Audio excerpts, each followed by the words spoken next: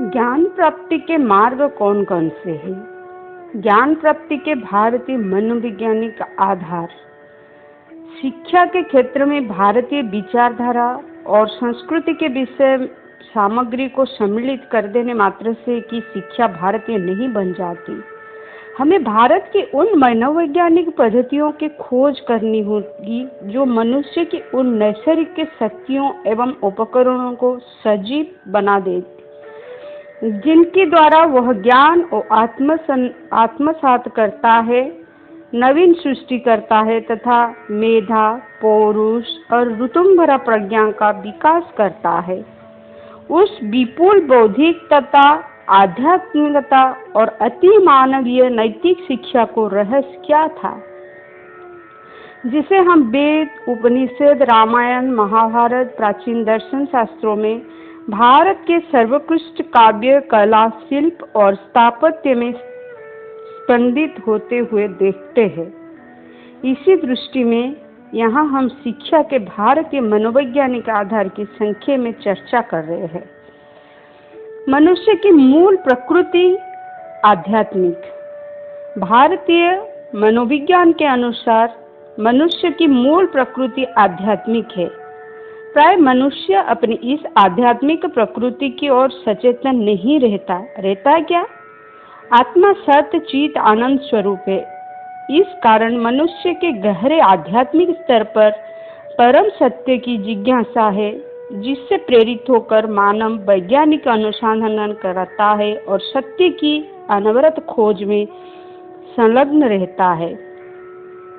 मनुष्य की इस आध्यात्मिक प्रकृति के कारण ही उसके कला, संस्कृति, सदाचार और धर्म के रूप में अपने को अभिव्यक्त किया है। मनुष्य इसी आध्यात्मिक प्रकृति के कारण अन्य जीवों से भिन्न ही नहीं है, वरन उससे यह शक्ति है कि वह अपने वातावरण को बदल सकता है। तो ये ज्ञान की प्रक्रिया क्या है? समस्त ज्ञान मनुष्य के अंदर ही है। ये शास्त्र पुराण वेदों में भी लिखित थे। जो पंचतत्व में बना इस संसार, ये पंचतत्व में बना इस शरीर भी है।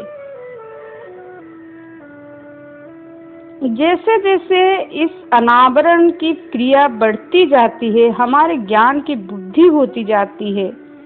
शिक्षा का लक्ष्य नए सिरे से कुछ निर्माण करना नहीं है, उसे तो मनुष्य में पहले से ही सुप्त शक्तियों का अनावरण और उनका विकास करना है। ये अंतःकरण चतुष्टय क्या है, जिसके माध्यम से ज्ञान प्राप्ति हो सकता है? ये ज्ञान प्राप्ति का मार्ग से मुख्य कारण है। शिक्षा प्रक्रिया को समझने के लिए अंतःकरण के स्वरूप और उसकी प्रकृति को समझना अति आवश्यक है। वेदांत में अंतःकरण के 4 प्रकार एवं उसके कार्य इस प्रकार बताया गया है। मनो, बुद्धि, अहंकार, चित्तं, करणं, अंतरम, संशयो, निश्चयो, गर्वः, स्मरण विषया इमे। अंतःकरण के 4 रूप है: मन, बुद्धि, अहंकार और चित्त। मन से वितर्क और संशय होता है, जो कि बुद्धि निश्चय करती है। अहंकार से गर्व अर्थात अहम भाव की अभिव्यक्ति होती है। चित्त से स्मरण होता है। अंतःकरण को मन भी कहा जाता है। योग दर्शन में इसे चित्त संज्ञा दी गई है। ज्ञान प्राप्ति की मार्ग क्या है? प्रत्यक्ष ज्ञान, जो कि ज्ञानेंद्रियों के विषय सन्निकर्ष के आधार पर उत्पन्न अंतःकरण की वृत्ति स्वरूप अध्यवसाय को प्रत्यक्ष ज्ञान कहते हैं। फिर हुआ अनुमान ज्ञान। अनुमान ज्ञान का शाब्दिक अर्थ हुआ पीछे होने वाला ज्ञान, अर्थात एक बात जानने के उपरांत दूसरी बात का ज्ञान ही अनुमान हुआ है। शब्द ज्ञान, जिन विषयों का ज्ञान प्रत्यक्ष तथा अनुमान के द्वारा प्राप्त नहीं हो सकता, उसके यथार्थ शिक्षा ज्ञान को प्राप्त करने के लिए हमें शब्द प्रमाण का सहारा लेना पड़ता है। और एक हुआ है अंतर्ज्ञान।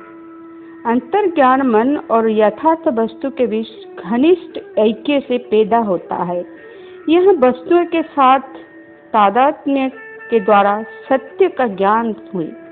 अंतर्ज्ञान जो कुछ प्रकट करता है वह एक सिद्धांत उतना नहीं जितना है कि चेतन होता है। वह मन की एक स्थिति होती है, ना कि ज्ञेय वस्तु का लक्षण।